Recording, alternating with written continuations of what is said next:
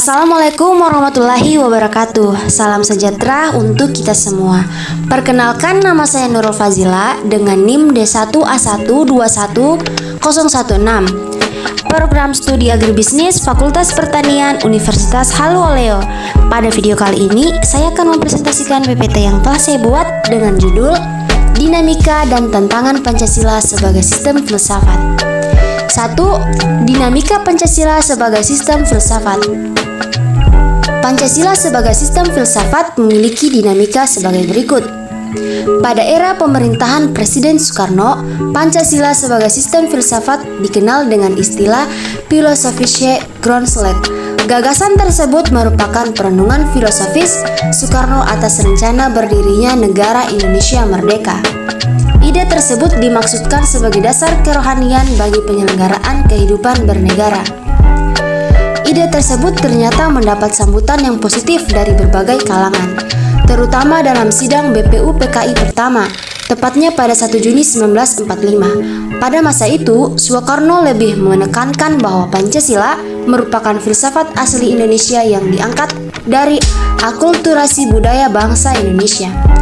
Pada era Soeharto, kedudukan Pancasila sebagai sistem filsafat berkembang ke arah yang lebih praktis. Atau dalam hal ini, istilah yang lebih tepat adalah Weltanschauung. Artinya, filsafat Pancasila tidak hanya bertujuan mencari kebenaran dan kebijaksanaan, tetapi juga digunakan sebagai pedoman hidup sehari-hari.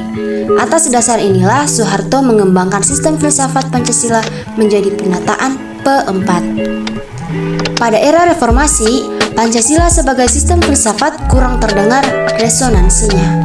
Pancasila sebagai sistem filsafat bergema dalam wacana akademik, termasuk kritik dan renungan yang dilontarkan oleh Habibie pada pidato 11 Juni 2011.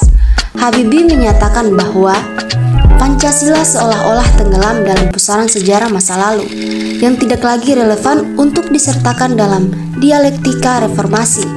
Pancasila seolah hilang dalam memori kolektif bangsa Indonesia. Pancasila semakin jarang diucapkan, dikutip, dan dibahas baik dalam konteks ketatanegaraan, kebangsaan, maupun kemasyarakatan. Pancasila seperti tersandar di sebuah lorong sunyi, justru di tengah denyut kehidupan bangsa Indonesia yang semakin hiruk pikuk dengan demokrasi dan kebebasan politik. 2. Tantangan Pancasila sebagai sistem filsafat. Beberapa bentuk tantangan Pancasila sebagai sistem filsafat muncul dalam bentuk-bentuk sebagai berikut. Pertama, kapitalisme, yaitu aliran yang meyakini bahwa kebebasan individual memiliki modal untuk mengembangkan usahanya dalam rangka meraih keuntungan sebesar-besarnya, merupakan upaya untuk menyejahterakan masyarakat. Salah satu bentuk tantangan kapitalisme terhadap Pancasila sebagai sistem filsafat ialah meletakkan kebebasan individual secara berlebihan, sehingga dapat menimbulkan berbagai dampak negatif seperti monopoli, gaya hidup konsumerisme, dan lain-lain. Kedua, komunisme adalah sebuah paham yang muncul sebagai reaksi perkembangan kapitalisme sebagai produk masyarakat liberal. Komunisme merupakan aliran yang meyakini bahwa kepemilikan modal dikuasai oleh negara untuk kemakmuran rakyat secara merata. Salah satu bentuk tantangan komunisme terhadap Pancasila sebagai sistem filsafat ialah dominasi negara yang berlebihan, sehingga dapat menghilangkan peran rakyat dalam kehidupan bernegara.